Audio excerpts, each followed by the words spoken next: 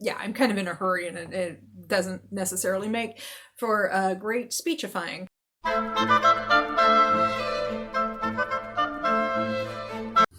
Hi, I'm Sock Marionette, also known as Bargain Counter Argument, and this is just a quick video for a wrap up and library trip. I'm still participating in the Afterathon, and since the last update I did relevant to that was, I think, exactly a week ago, and I've read 7 books in the meantime.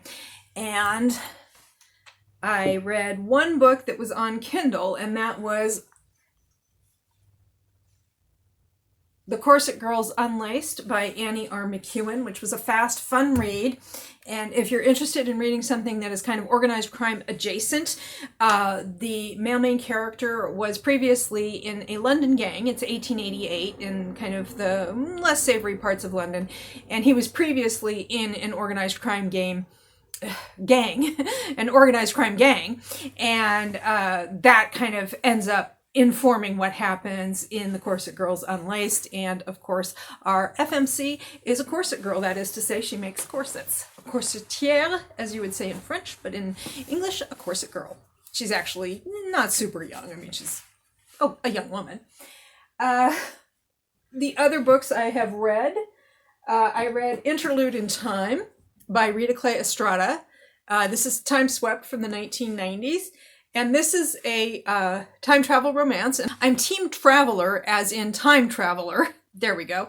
A little bit of an awkward edit because I tripped over my own words. I'm kind of in a hurry, and it doesn't necessarily make for great speechifying. And I've been talking a lot about this in live streams because when I went to log this on Goodreads, it turns out it is available on Kindle Unlimited. And it's a fast, fun read. And also, this one's also organized crime adjacent. We have a woman who in 1994 ends up going back in time to 1929. And she's in Cape May, New Jersey in both time periods. And she meets a guy who is mixed up with the mob, with the mafia. Al Capone is a supporting character. He's mixed up with the mafia. He's an undercover reporter, though, who's looking to bust it wide open. So shenanigans ensue. It's a fun read. I also read a couple of fairy tale retellings because I do get some points for reading other teams' subgenre. This is Team Cinderella's subgenre, and I read The Ugly Duchess by Eloisa James, which I enjoyed well enough. There is a significant pirate component to that one, too, but she's not the pirate. And then I also read The Duke Is Mine, which is Princess Anne the Pea. And this one has a character who has a cognitive impairment, an intellectual disability, and are kind of rude about it in places.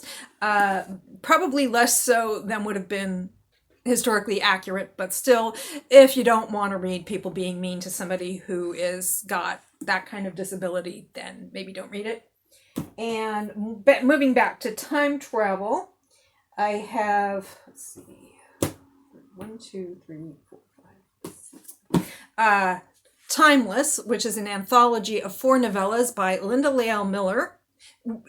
These 4 writers did not collaborate on each of the stories. They each wrote their own. Linda Leal Miller, Diana Bain, Anna Jennett, also known as Hannah Howell, and Elaine Crawford.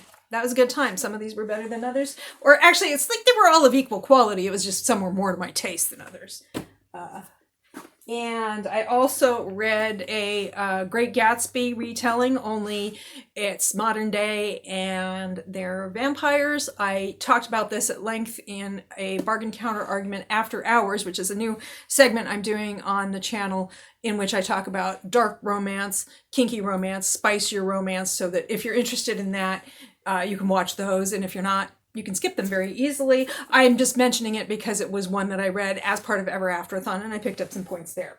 And then finally, a contemporary romance that I read basically because the library wants it back, and I enjoyed it very much, and that's Unromanced by Erin Connor. It's about a woman who is a romance writer who's suffering from a block, and writer's block, and she meets an actor, and he falls in love a little too easily and overcommits too quickly. And so she's like, oh, I am going to spoil all the romance tropes for you. We're going to go through a list of rom-com and romance tropes and I'm going to kind of demystify them so you'll see why you keep falling for that every time. Doesn't work out the way she planned. So that's where I am, and I am currently reading A Sure Thing by Joanna Lowell, which takes place in Cornwall in 1888, and we have a woman who is a botanist, and she meets up with a dude who is a painter, except that he's having painter's block, and he is actually a trans dude.